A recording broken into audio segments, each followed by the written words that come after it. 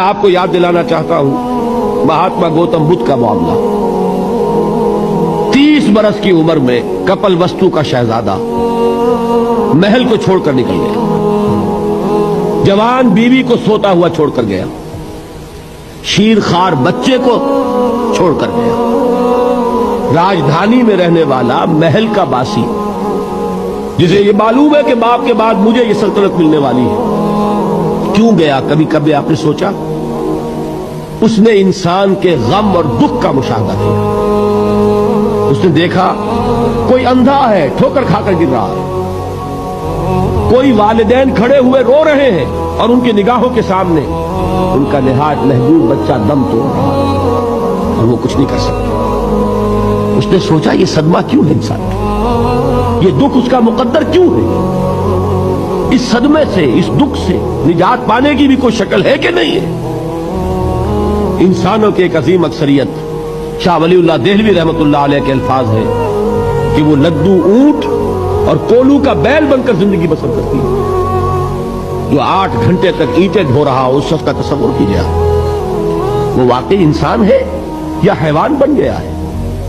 اور 8 گھنٹے کی اس محنت کے بعد بھی ہو سکتا ہے کہ 2 وقت کی روٹی اسے پوری نہ ملے، اور یہ تو ہو سکتا ہے، نہیں ہوتا ہے کہ اگر بچہ بیمار پڑ گیا ہے تو شاید کوئی برتن بیچے بغیر اس کی دوا کا سامان نہ کر سکے۔ ایسا شخص کتنے بوجھوں تلا دبا ہوا ہے، کتنی مشقت کے اندر پسا ہوا ہے۔ لدو اونٹ اور کولو کا بیل انسانوں کی عظیم اکثریت کی سطح پر زندگی بسر کرتی ہے، لیکن آپ کو معلوم ہے کہ کولو کے بیل کے لیے مشقت ہی مشقت ہے، اس کے احساسات یہ نہیں ہے جو کہ ان سے انسان کو جو صدمہ پہنچتا ہے۔ ایک بیل کو اس سے کوئی غرض نہیں کہ اس کا کوئی بچہ بھی تھا کہ نہیں تھا، اس کو کوئی بخار ہوا ہے یا کیا ہوا ہے، اس صدمے سے وہ بیل بچا ہوا ہے۔ گھوڑے کو کوئی پتہ نہیں کہ میرا بھی کوئی اولاد میری ہے یا نہیں ہے، اور مجھے اس کا کوئی صدمہ ہے یا دکھ ہے، کوئی پتہ نہیں۔ لیکن انسان کا معاملہ یہ ہے کہ والدین کو جو جو دکھ دیکھنے پڑتے ہیں اپنے بچوں کے لیے، اپنی اولاد کے لیے۔ رات کی نیند ہے حرام ہے اس لیے کہ بچہ بخار میں تپ رہا ہے یا درد سے تڑپ رہا ہے، لہذا نہ ماں سو سکتی ہے نہ باپ سو سکتا ہے۔ میں نے ایک موقع پر دیکھا لاہور میں کیروسین آئل، اس زمانے میں ابھی سوئی گیس نہیں آئی تھی، اور اکثر و بیشتر جو ہے یہی مٹی کا تیل جو ہے ایندھن کے طور پر استعمال ہوتا تھا، اس کی شارٹیج ہو گئی تھی، تو کئی فرلانگ لمبی قطاریں لگتی تھی ان دکانوں کے باہر، ڈپوں کے باہر، اور ایسے منظر بھی کہ ایک خاتون برقع پوش، ایک گود میں بچے کو لیے ہوئے، ایک کی انگلی پکڑے ہوئے، بوتل ہاتھ میں لیے ہوئے تیل کے لیے، اور کئی گھنٹے کھڑی ہے دکان۔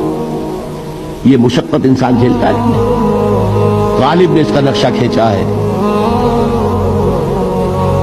کہ رنج سے خوگر ہوا انسان تو مٹ جاتا ہے رنج، مشکلیں اتنی پڑی مجھ پر کہ آسان ہو، ہم بھول جاتے ہیں، ورنہ واقعہ یہ کہ قلب حساس ہو اگر، اور قید حیات و بند غم اصل میں دونوں ایک ہیں، موت سے پہلے آدمی غم سے نجات پائے کیوں؟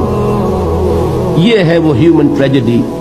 اب میں آپ کو توجہ دلانا چاہتا ہوں، ایک تو گوتم بدھ کا فلسفہ، اس کے فلسفے کا مین تھیم یہ ہے سروم دکھم، آل از پین، آل از سفرنگ، اور اس نے جو بھی اپنی محنت کی یہ تو اللہ ہی بہتر جانتا ہے کہ اسے بعد میں ملا کیا اور کیا نہیں ملا۔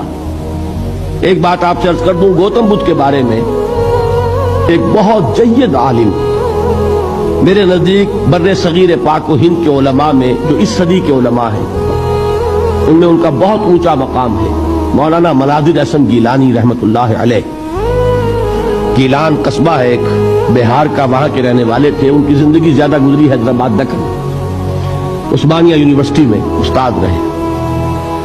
انہوں نے گوتم بدھ کے بارے میں یہ لکھا ہے کہ میرا یہ گمان ہے کہ وہ بھی اللہ کے نبی تھے، اور اس کی دلیل دی ہے۔ قرآن مجید میں ایک رسول کا ذکر آتا ہے ذوالکفل، اور یہ ذوالکفل وہ ہے جس کے بارے میں ہمیں کچھ پتہ۔ قرآن مجید میں بھی ایک جگہ ذکر آیا ہے۔ نمبر 2 یہ کہ کسی حدیث میں اس کی کوئی ہمیں وضاحت نہیں ملتی، نہ حضور سے پوچھا گیا نہ حضور نے اس کی وضاحت فرمائی۔ اب یہ ذوالکفل ہے کون؟ تورات میں جو نبیوں کے نام آتے ہیں ان میں سے کسی نبی کا نام ذوالکفل کے آس پاس نہیں بنتا، کہ یہ سمجھا جائے کہ یہ اس نام کی بگڑی ہوئی یا بدلی ہوئی شکل بن گئی ہے۔ تو انہوں نے جو کہا ہے وہ بات وزنی معلوم ہوتی ہے اس اعتبار سے کہ کپل وستو، کپل پے جو ہے وہ عربی میں ہے نہیں، وہ فے بنتی ہے، تو ذل کفل کے معنی کفل والا، اور یہ کفل جو ہے کپل، کپل والا، جس کو ہم کہتے ہیں کپل وستو کا شہزادہ۔